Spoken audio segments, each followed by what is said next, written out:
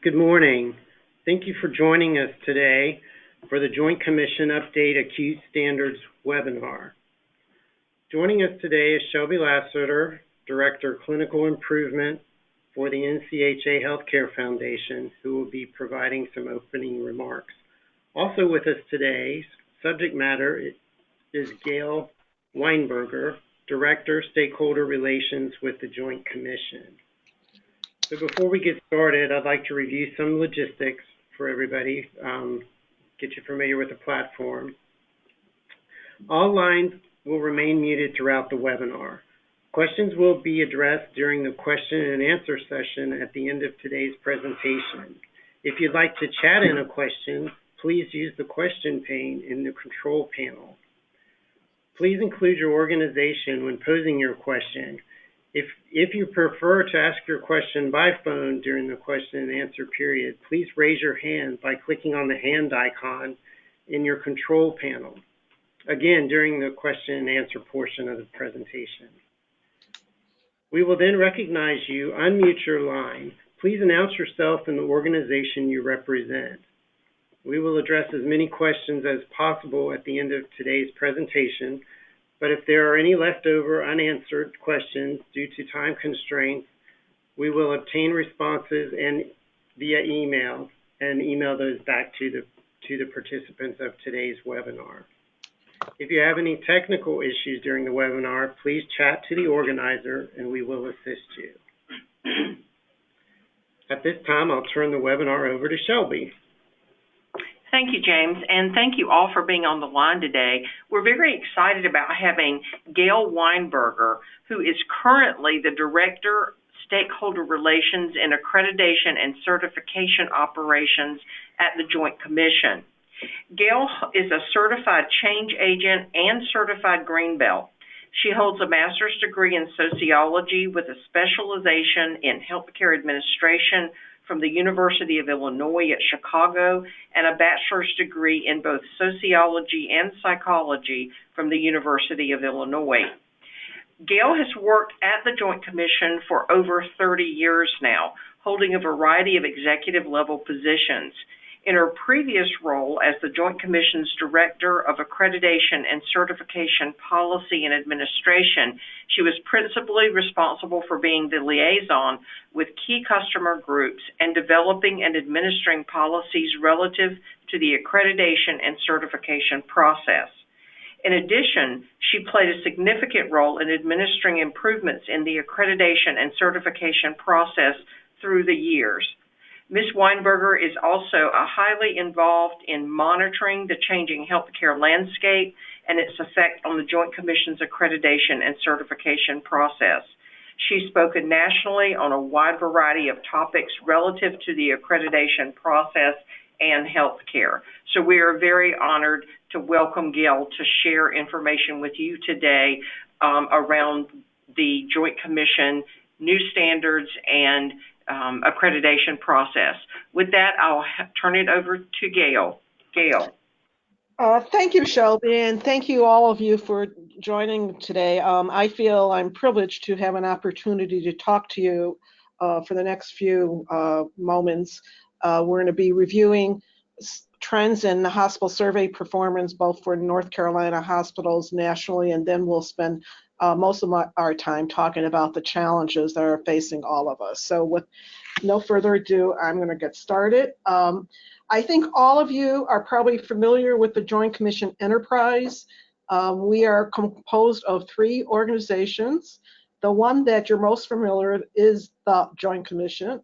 We are the organization that goes out and conducts your surveys, or the better known as the accreditation side. Joint Commission Resources, think of it as the education and consulting arm, and then we have our Center for Transforming Healthcare. All 3 organizations have the same vision, which, as you can see, is on the top. And in terms of the Joint Commission's vision and mission, our vision is all people always experience the safest, highest quality, best value healthcare across settings. The mission, I think you're very familiar with. It's in all of our publications, etc. The Probably the two most important words here that I want to emphasize is that our mission is not only to do evaluations, but we want to also inspire organizations to provide the safest and effective care of the highest quality and value. So how do we fulfill our vision and mission? Most of these, what I'm going to go through, are somewhat familiar to you. We have all of our accreditation activities. We have what we classify as our risk reduction activities, anything we do to work with organizations regarding any complaints that we receive, sentinel events. Then we have all the education and publication, our communication activities, Center for Transforming Healthcare, performance measurement, our advocacy, and our collaboration with agencies and professional organizations. I do want to highlight a few that you're probably not as familiar with, but hopefully after today you'll become a little bit more familiar with. Our continuous customer engagement. All of our organizations not only have an account executive that is probably your main point of contact with the Joint Commission, but there's, whether we have our standards interpretation, we want to, have ongoing communication with you on a regular basis whenever there's a issue of concern. Actually, the other one I want to highlight, or another one I want to highlight, is our portals for each of on our website, and this is public access. So we have a portal dedicated to some of the most challenges, some of which I'll show you, screenshots in the presentation, like suicide prevention, infection control, workplace violence. I also, on the right-hand side, I would like to emphasize our government advocacy, or our DC office. We have a small office. I know they tell us all the time that they're very small but very powerful, and they actually not only keep abreast of the changes at the federal level, they liaison with CMS on an ongoing basis, and we work with organizations, and I'll get to in a moment, to advocate on behalf of them. And one of the ways we do it, we have a very elaborate advisory group structure.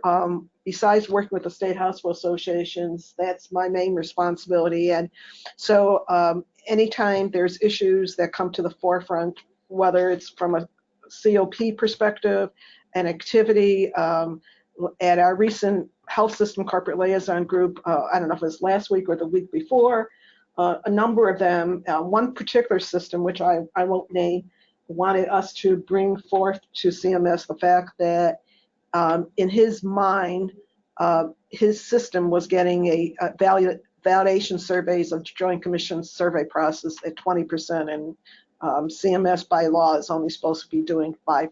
So the point I'm trying to make here is that we're also advocacy on behalf of the hospitals with CMS, etc. Okay, now let's move into the hospital survey performance. On this slide, it's a little busy, so I want to kind of walk through it. On the left-hand side is the national trends in the SAFER matrix, which I'm sure all of you are familiar with. On the right-hand side is North Carolina. And now this is 2019 survey findings through October 31st. Nationally, we did almost 1,100 hospital surveys. In North Carolina, were 2, which is a little bit lower than the previous year, which we'll get to in a moment. Trends in North Carolina mirror the national trends in terms of, as you could see, if you compare the two matrices, the percentages on the low limit is very similar, and each of the squares are obviously maybe a few points different. The only difference, which is a positive one, is that North Carolina did not have any immediate threat to life called, and the national had at 0.3%. The next slide compares North Carolina hospitals 2018 and 2019. The only, and to be quite honest with you, I didn't do any statistical significance, just, from an eye, look. There, in 2019,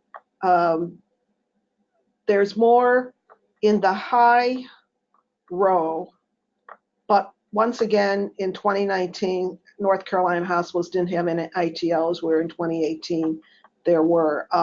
Also, and nothing too much, but I wanted to point out, in 2018, we did 48 surveys in North Carolina. Through October, once again, is only 22, so we will probably be doing fewer surveys in 2019 than 2018. This is not anything, a big issue, because many times, since we're on a 3-year cycle, 1 year we do more in a particular area versus the other. So this is just if you wanted to compare year-to-year trends. And with our database, we could do over longer trend analysis too. So what were the highest cited elements of performance? For the most part, North Carolina and the national trends were similar. I do want to point out three of the EPs or standards that were part of the North Carolina top 10 that were not on the national. And these three are PC 020203 EP11, which is food storage, and we'll get to that in the next slide. The next one is IC 020201 EP2, which is high-level disinfection. And then last but not least is life safety, or LS 020130 EP3, which is self-closing doors. One of the things that both, I'll just say nationally, and obviously North Carolina fits into the national trends, is that over the years that hospitals are continuing to have challenges in the environment of care, life safety realm. And there's obviously a collection of reasons for it, everything from resources to old buildings to not being as interesting or visible to worry about things. And like, I'll speak personally, like, I know in my own home, I wait for things to break before I have them fixed. So it's just the state of the art. That's a trend that not only obviously North Carolina hospitals, but we have seen nationally. We do have a portal.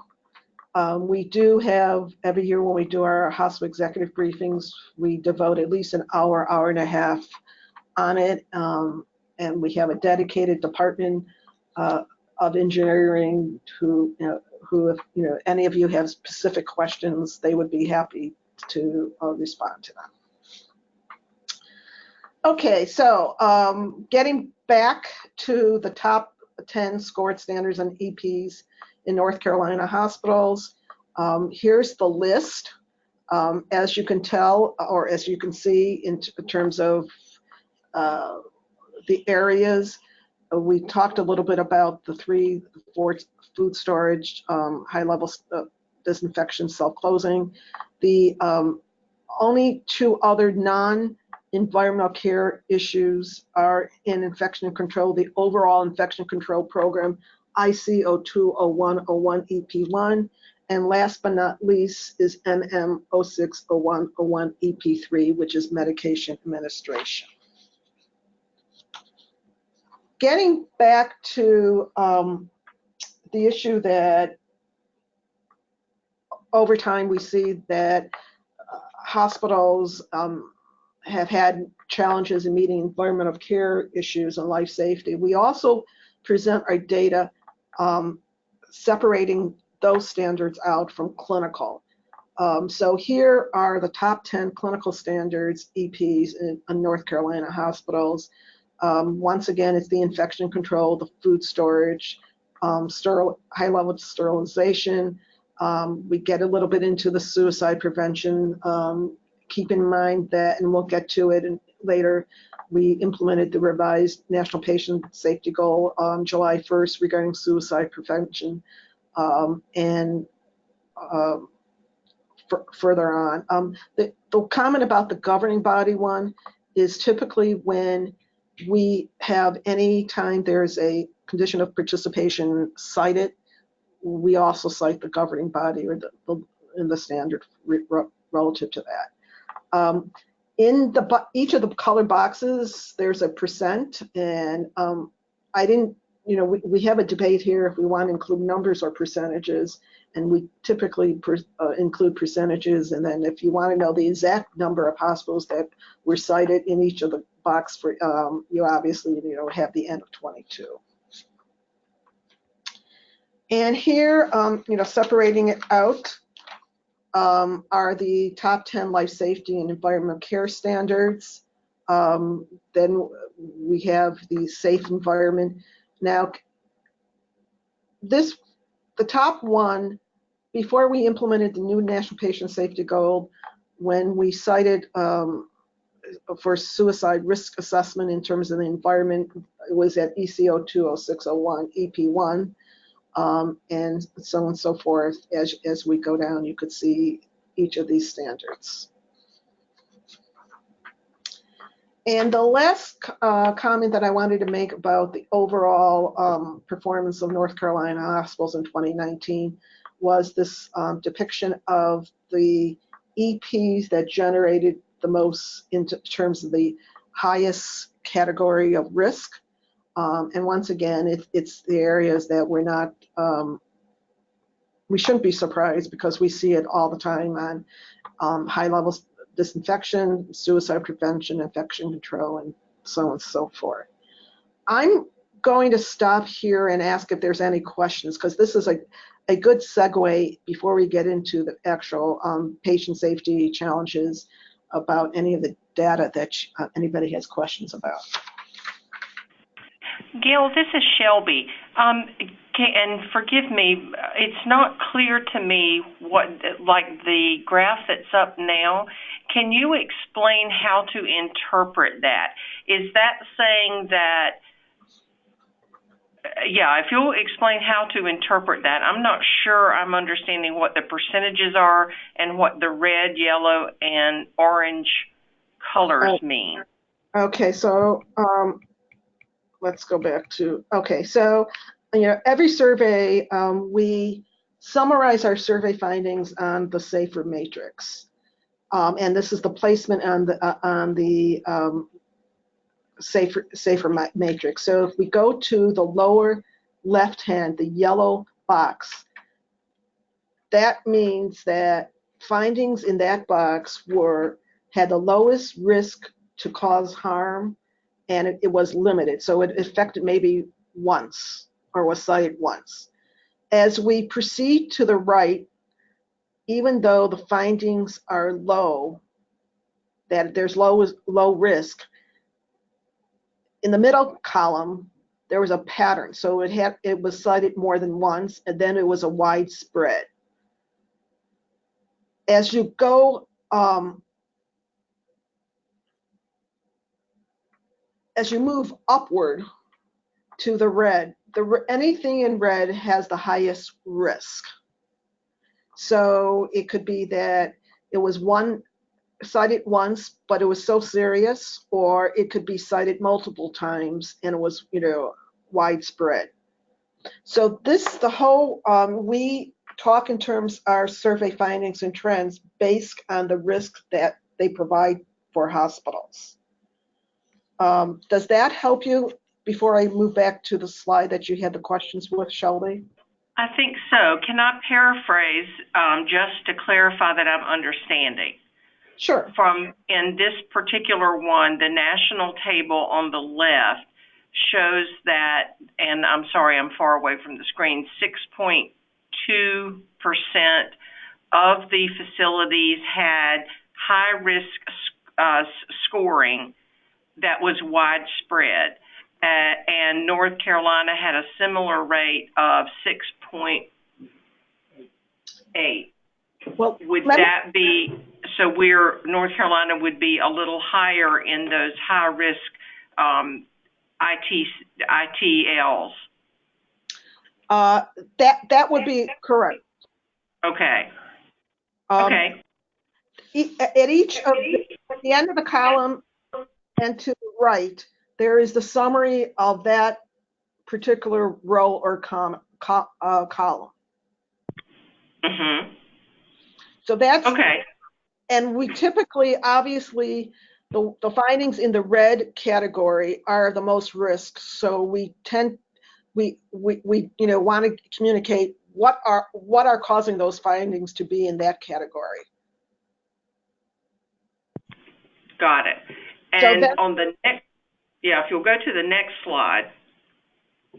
so this slide were all the findings in 2019 in the top row on the SAFER matrix for North Carolina hospitals.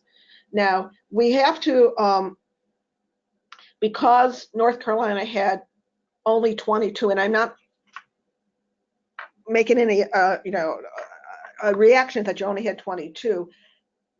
It's like when, obviously 22 versus over 1,000, you have to realize the N. So when you see percentages, so if you have 25% in the high risk area, high limited area, so 25% of 22, you're basically talking about maybe 5 hospitals. So I want to caution everybody, when you review the data, the percentages, it's based off of an N of 22. Okay, Gail, on this one, can you explain again I think I understand, but I want for clarity, what the red color means, and then what the different percentages in each of these bars mean. Okay, getting back to the SAFER matrix, there's 3 categories of red. There's high limited, high pattern, and high widespread. Mm-hmm. So you take ICO 20201, you had 25% in the high limited, you had 25% in the high pattern, and you had 50% in the high widespread. Okay, got it. And for those bars that with 2 percentages, or there's one with 1, what does that mean? That would mean that there were no high limited. It would be, if there was the 100%, it was any of them cited in that like NPSG 150101 EP2. That means that all of the EP cited would be in the high widespread category. Okay, thank you so much for stopping and explaining that to me. I appreciate it. I'd be happy to take any more questions. And as I said at the beginning, there's other ways of us slicing and dicing this data. This is typically the general format. Okay, everyone think about if there's other questions, there'll be time, at the end to, if not, I'm going to go ahead and with the rest of the presentation. So as we look at the important patient safety topics, I think it's important for us to take in context, how safe is healthcare? So here, this was in back from 2005. So the data is a little bit, not as current as we would like, but it still gives the picture. So various dangerous activities, mountaineering, bungee jumping, in terms of, obviously, those are dangerous activities. Then we have other less dangerous activities, or more safe activities. Then when in the middle, we have, excuse me, driving, airplane travel. But then when we get to healthcare, it is 1 out of 600 incidents, something unsafe happens. Now, it does not always, and thank God, it doesn't always mean there's a death involved, but something that makes the provision of healthcare unsafe. So here are the list of 2020 top 10 patient safety concerns from the Acute Institute. I don't think there's anything of surprising to any of us. In terms of what the Joint Commission helps in terms of reduce hospital-acquired conditions, I just wanted to emphasize that between 2014 and 2017, different efforts that the Joint Commission has been involved in, we think help to reduce hospital-acquired conditions by over 20,000 deaths and save $7.7 billion. So I want to focus in on the rest of the presentation on 5 challenges for healthcare providers. Suicide prevention, we'll start with suicide prevention, then we'll get into infection control, medication management, maternal mortality, and workplace violence. So starting with suicide prevention, I'm sure all of you are familiar how serious this is. It's the 10th leading cause of death in the United States. We lose almost 45,000 to death each year. And besides the number of deaths, there are many more attempts. On average, there are 123 suicides per day in the United States. And worse yet, every 40 seconds, someone dies by suicide. So obviously, we have a problem in this country. This is not to say healthcare providers are the answer. And we could debate that, and we have debated that societal concerns, and it's way beyond healthcare. But nonetheless, we are responsible for helping to reduce it. I'm sure most of you, or let's hope all of you, are familiar with Joint Commission implemented July 1st of this year, the new National Patient Safety Goal for Suicide Prevention. This was the culmination of work of an expert panel that had all the stakeholders debating, discussing, reaching consensus, etc., on what we in healthcare can do to suicide prevention. EP1 talks in terms of the environment. And then the rest of the EPs focus more on the clinical assessment of suicide ideation. I wanted, if you're not familiar with it, I wanted to show you a screenshot of our suicide prevention portal, which has a number of resources that help you in terms of the new National Patient Safety Goal, and as well as, or more importantly, to prevent suicides. And how you get to the portal, you go to our main Joint Commission website, www.jointcommission.org, and then you go to topics, and then under topics, there's a whole series of, and you click on Suicide Prevention Portal. We also, on the portal, we have a compendium besides the individual resources. This compendium also identifies links to other resources that you may be interested in. Okay, now moving on to infection control. And this slide shows you the cycle that in order to ensure that all equipment are sterilized and properly goes through all the steps before they're used. This one shows you a roadmap of the steps that are involved with high-level disinfection of endoscopes.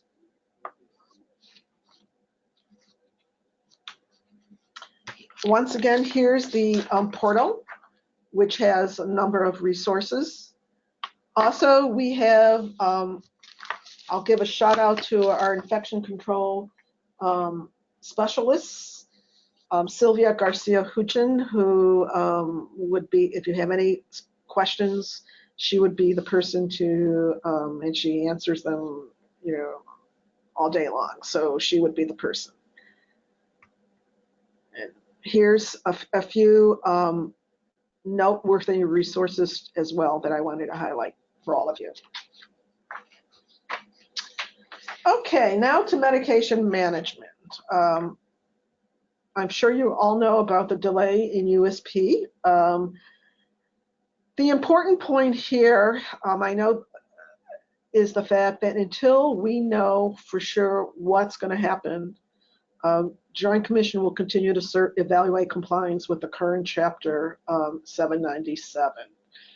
This is a question that we get constantly. So if you're due for survey soon, until there's any further notice, we will continue to hold you to the requirements of the current chapter. Now, in terms of medication compounding, this is a very, I hope, handy. Our chief of pharmacy and our director of our standards interpretation group, Robert Campbell, developed this, and some of you may have seen it because he used it at the hospital executive briefings and in other forums.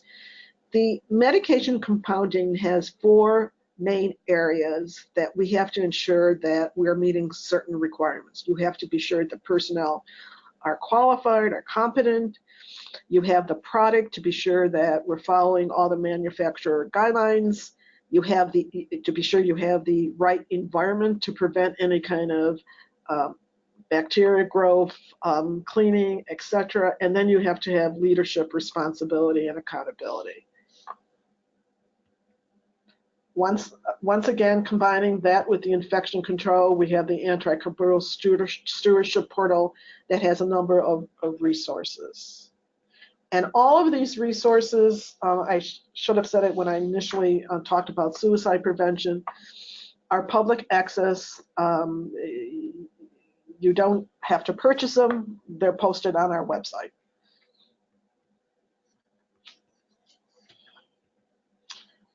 In September of 2015, we issued a quick safety on using antibiotics wisely.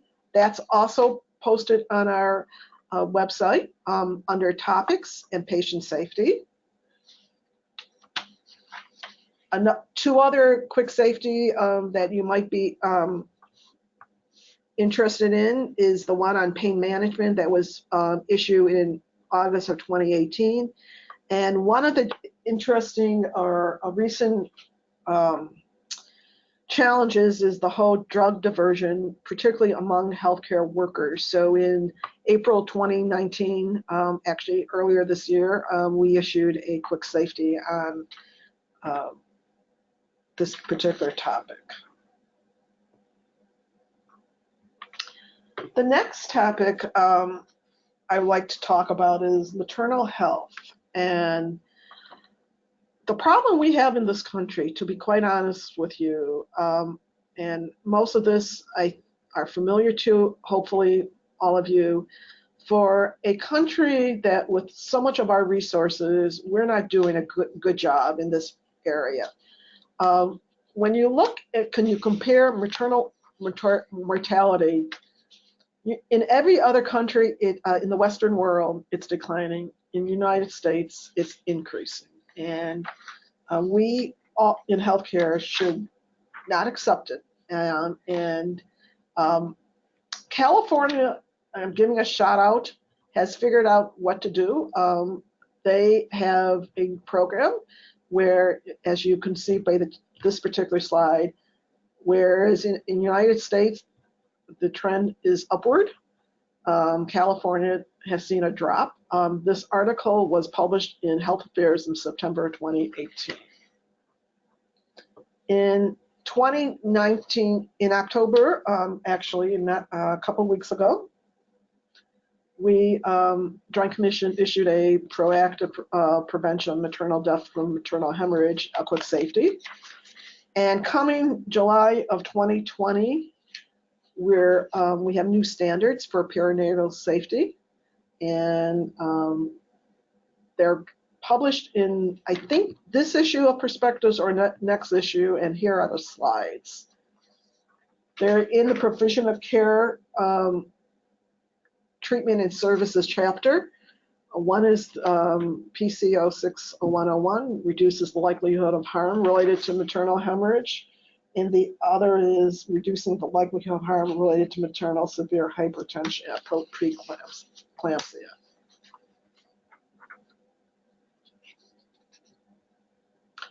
Also, in July of 2020, we're going to publicly report hospitals with persistently high rates of C-section. The three criteria that will be used to determine a high PCO2 rating is greater or less than 30 cases reported in 2 years. A PCO2, this is the performance measure, rate of 30% or more than 30% for the current year, and an overall 2-year average of greater than 30%. The last safety challenge that I wanted to touch about is workplace violence. And this is an area that is really getting a lot of visibility. We've been talking at all of our advisory groups. Workplace violence takes on a very, it takes on many aspects. And unfortunately, it's underreported because we in healthcare, I don't want to say gives the patient an excuse, but a lot of what we would normally say is not acceptable behavior, we accept it because the person is sick. The person didn't mean to do it.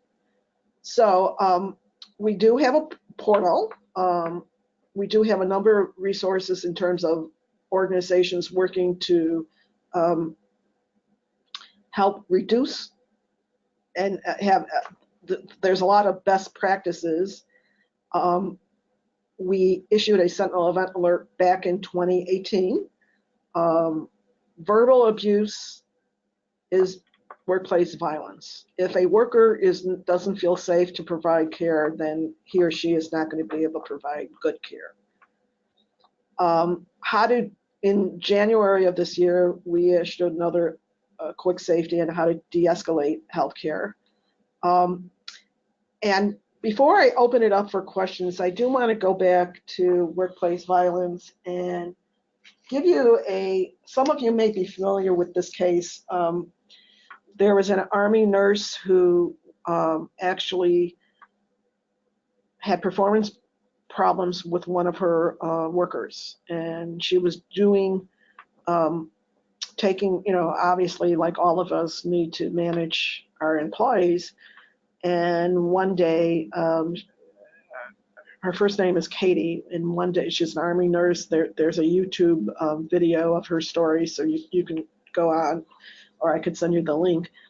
The employee came and threw chemicals and burned her all over her body, and she is actually going for a PhD in nursing on workplace violence. And her story is a very compelling story as I said, if you wanted to see the video.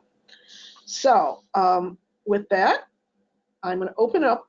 First of all, thank you again for allowing me to talk to you, and I'll be happy to answer any questions anybody has or anything that I didn't go over and you would have expected me to do so. I would be happy to entertain those questions as well.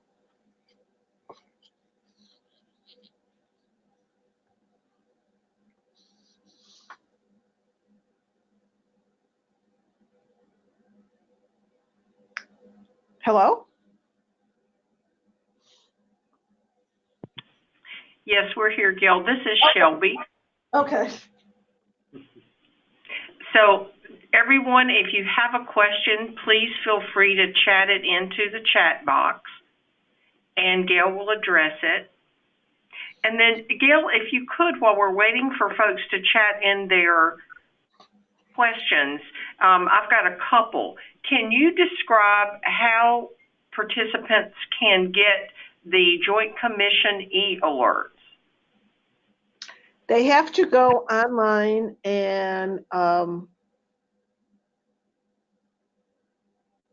sign up for it.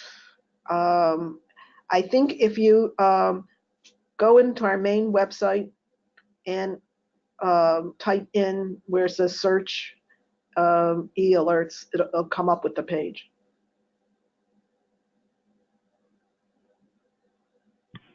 Okay, thank you. I'll send a link to everybody on the call today so that they can easily access it if they're not already getting those e-alerts. I find those to be very, very useful, and they link you to all kinds of resources. Mm-hmm. And then the second question is, what have the biggest challenges been, and can you give us any more specifics on the continuing environment of care standard problems in North Carolina? Let me go.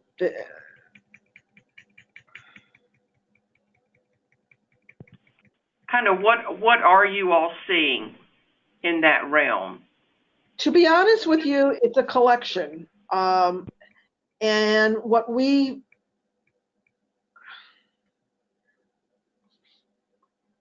I think in terms of penetration seems to be an overall problem. Self-closing doors is an overall problem. Safe environment, and I pointed over here, was in 2019 for North Carolina hospitals related to suicide, the environment for suicide risk assessment. In terms of sprinkler heads, sprinklers as support, it's remarkable that some people come up with creative things of blocking the sprinkler head. Does that help?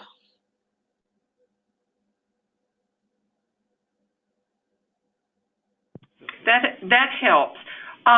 In terms of the hazardous chemicals and ventilation systems, are there particular things that you all have seen in that category? I don't have that information right now, but it's in terms of the hazardous chemicals, they're not being stored properly. And in terms of the ventilation systems, it's having them inspected, the HVAC systems on a regular basis. Okay, thank you. And we have a question from the audience. Great. Yeah, so Greg Stanley is asking, are the triannual surveys running on time or early? If early, how early should we be prepared? We can conduct, or we've been conducting triennial surveys up to 3 months prior to the due date, for the most part.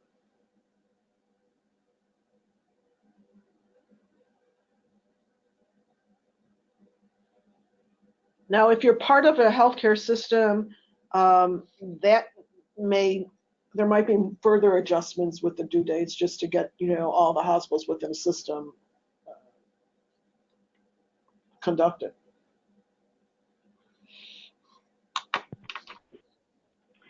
And Gail, can you speak to, you mentioned that Sylvia Garcia, and I didn't catch her last name, is the infection preventionist for Joint Commission. Can you speak a little bit to her role and then how our members can contact her if they have a question around any issues with high-level disinfection or sterilization or other infection prevention questions, because that appears to be a bit of a problem within North Carolina. Sylvia Garcia-Huchin is our director infection control.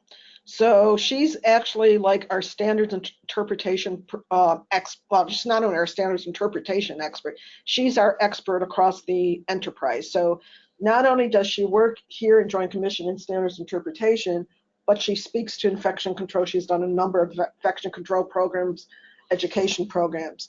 Her email is a little, I'm looking it up because it's a little funky. She has a hyphenated name. So bear with me and I will, here it is. So it's, and I could send it to you, Shelby, if that would be easier. That would be super, and I can send it out to participants when I send out how to sign up for the e-alerts. Okay. I could give it everybody, but I know when I'm on the phone too, it's hard for me to copy it down. But it would be S Garcia hyphenated HOUCHINS at jointcommission.org, but I'll send it out to you. Thank you, Gail, and I'll push it out to everyone.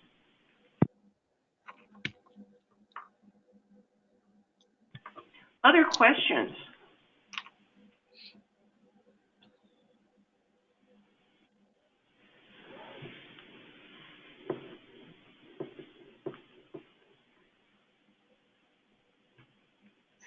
No other questions coming in, Gail. In closing, do you have any pearls of wisdom for us today?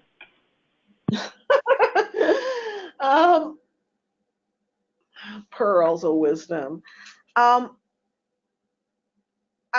think,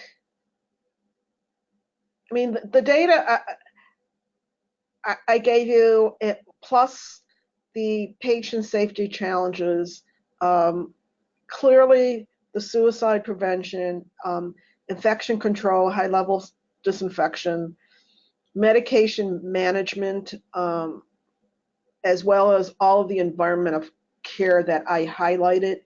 And as I'm sure you probably, I'm not an environment care expert, so I would certainly, if you have specific, or your engineers or your safety facilities managers have very specific questions, I would certainly encourage you to contact them. And I could give you, Shelby, I'll send you their email as well, because let's be honest, engineers like to talk to engineers. So those are the areas that we have found that hospitals have the most challenges with. And as much as we would like to see some of the trends go improve, they've been kind of stable from year to year, which is a little bit frightening, or, so I think those would be my pearls if you focus in on those areas. I'm not saying that don't worry about the other areas, but those are the ones that hospitals have the most challenges. And, and I do want to emphasize again, if there are specific questions, our standards interpretation group would be very happy. I know there's a new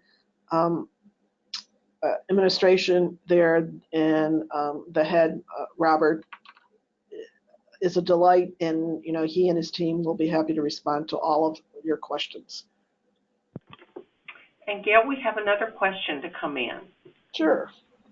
Could you let us know how AO expectations during a survey about those?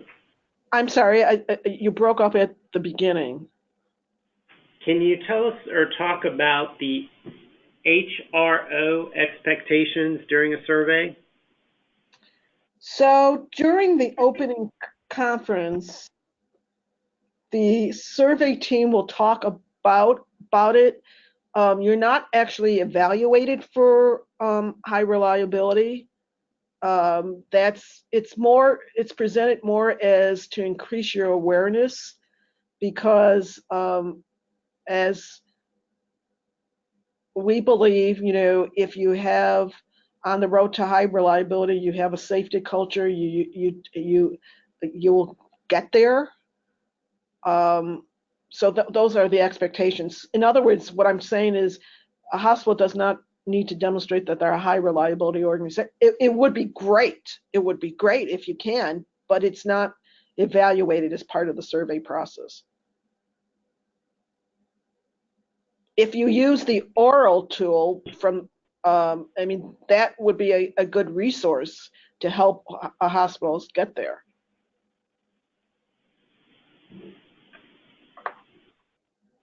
Thank you. No further questions at this time. Gail, we want to thank you so much for being with us this afternoon. And I'm going to turn it back over to James, who wants to share some information and an ask of you. James. Thanks, Shelby.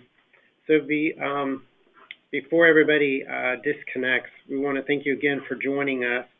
And you will be receiving an evaluation link for this webinar with a few questions on that. Please take a moment to fill that out for us. Included in there as well is an opportunity for you to include other questions that you do have or topics that you need additional information on so that we can bring that information to you. Also, you can email Shelby or education, and we'll make sure that your questions do get answered. I don't see any other questions for today, so we want to thank you again for joining us, and you may now disconnect. Well, thank you for having me. Thank you, Gail. Have a good afternoon. You too.